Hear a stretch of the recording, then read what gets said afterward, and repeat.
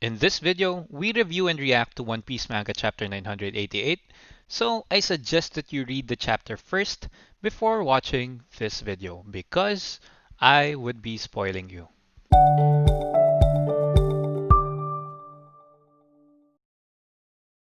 This chapter was unexpected. I was already making the Brook and Jinbei videos when I saw this on my feed, so I had to change things up a bit.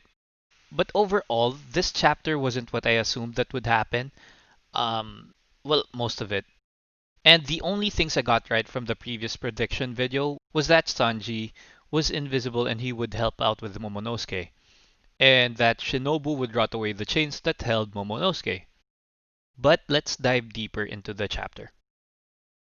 We pick up right where we left off from the previous chapter and we see the Minks and Kaido up top on the Onigashima skull. Jack and the other members of the crew join them from a door. And I didn't think that the Onigashima skull would have a rooftop entrance. I thought it was just a skull. But it had a great wide space that would be awesome for fighting. But if you receive a big impact and you burst through the crown, the fall might hurt you, whether you're the Minx or the Kaido's crew. Although it was funny because Jack and the others had the focus, but I'm stuck on salivating how well drawn Kaido's panel is. That should make for an epic scene in the anime with a dark blue sky, a full moon, no clouds, with just a few stars, and a massive dragon overshadowing everything in the island.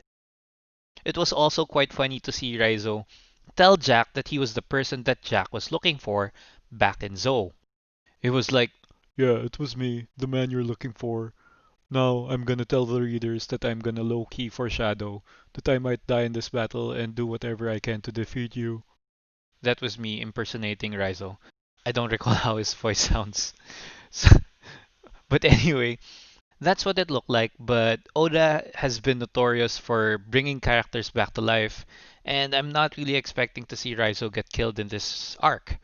Hopefully, Oda changes his mind about killing off characters in the future. But anyway, we finally get treated to seeing the Sulong transformation of Rhodey, BB, as well as the Musketeers. I was so stoked to see how cool Rhodey's transformation was. I think it's the best looking out of all of the five transformation of the Guardians and Musketeers. The Fox Concelot was pretty cool too, but I loved Shishilian's the most. For the Zebra Mink transformation, it was unfortunate to have it overlap with the Japanese lettering, but I feel it's lackluster compared to the other four. But I really want to see all of these in the anime. I wonder if these are still all in all white. Just imagine an albino gorilla mink just running amok on Onigashima Island, causing havoc, wrecking things. Also, I'm actually excited to see Jack get serious and how the Minx would handle Kaido, Jack, and number 7 of the giant squad of Kaido's crew. But moving forward, I love this third page since it has all of the Minx transformed into Sulong form and they're roaring at Kaido and his men. I keep trying to imagine how that would look like in the anime. I just think it would be fantastic. We also see here that number 7 pales in comparison to Kaido's size. And he's already towering over everybody. Kaido is just so massive. And I just can't wait to see this in the anime. Jack also foreshadows the very short span of Sulong transformation that the Minks have. Yes, it's awesome to look at. The power up it gives the base form of the Minks is unbelievable as we've seen in Carrot, but it's too early for this power up and I can't help but think that the Minks will fail in this situation. They might do some damage to Jack and clean up all of the fodder with them, but Kaido and Jack would definitely survive this. Maybe even number 7, and that's a big maybe. Not because he's a giant, but because Jack and Kaido might defeat everybody on the rooftop pretty quickly, except for Inu and Neko. Obviously, they're with them, but still, I'm really concerned that they might not be enough to even take down Jack because Kaido is with him. And this might turn into a bloodbath for everyone, courtesy of Kaido and Jack. Hopefully, Neko survives this war because he's my favorite mink, and I'd love to see him travel with the Straw Hats. Now, I actually mentioned in one of my previous videos that I was wondering if Neko and Inuarashi are able to somehow hold their Sulong form for much longer than the average mink could, or maybe they won't suffer the drawbacks of the Sulong transformation, and they might be able to help out much later on in the battle. Next, we have Big Mom and King looking on to what was happening up top. Really, I didn't expect Jack to come up there as well. Another surprise was that Shinobu was already there trying to help out Momonosuke, and as expected, she was able to rot the chains away, which was the most predictable thing that she would do.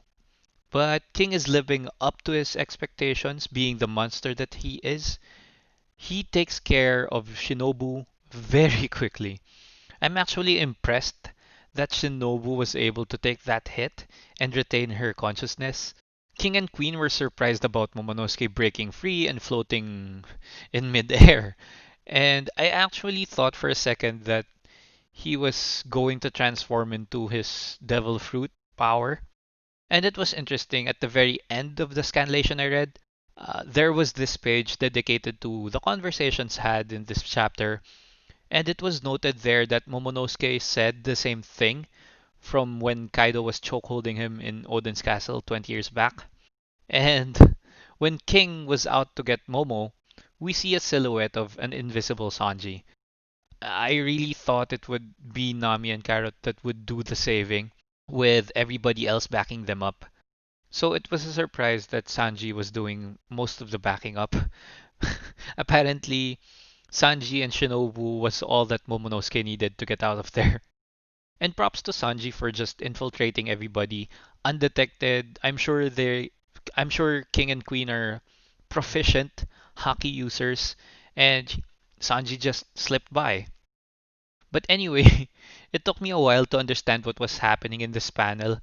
So long that I'm a bit embarrassed saying it.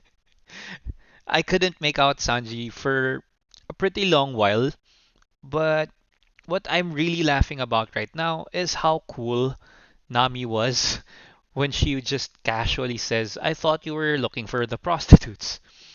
And that was epic. A- Anyway, after throwing the injured Momonosuke to Shinobu, King started to attack Sanji. This is really how I imagined King to fight, but with the sword instead of just charging at full speed on whoever his victims were. But the dive was so strong it took down a huge chunk of the structure that they collided with.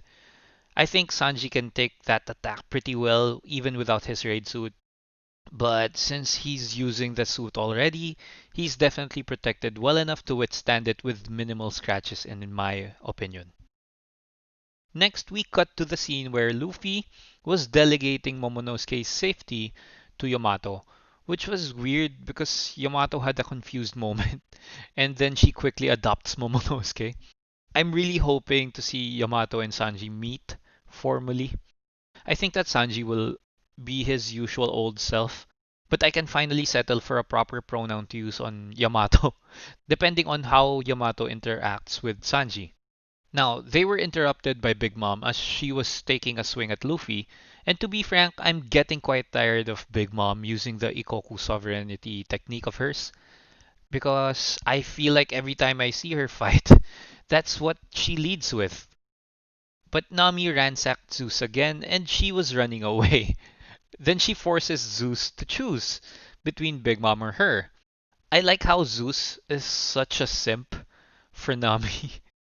But Big Mom swipes Zeus right back and uses him to attack Nami. And I'm quite shocked with this page because Nami shouts out that she's done with Zeus, so they broke up.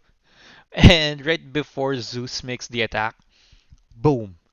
Out comes Frankie and Brooke with the Kurosai, and I'm super happy seeing all three of them in action. It is a very pleasant and welcome surprise seeing how Frankie rode over the face of Big Mom and Brooke slashing up Zeus in half once again. I think that overall, Frankie was the MVP of this chapter.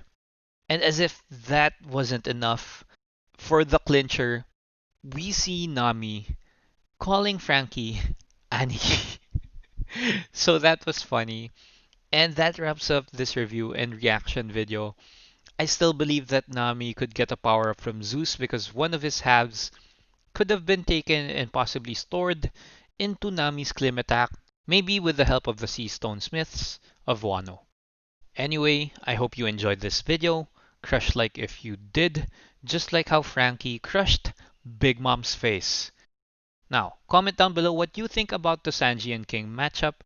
I think it would be a fantastic match since they have a lot of similarities. They both use kicks and fire, they both fight well in mid-air and are super fast, but I still think that King will end up fighting with Zoro for his main one-on-one.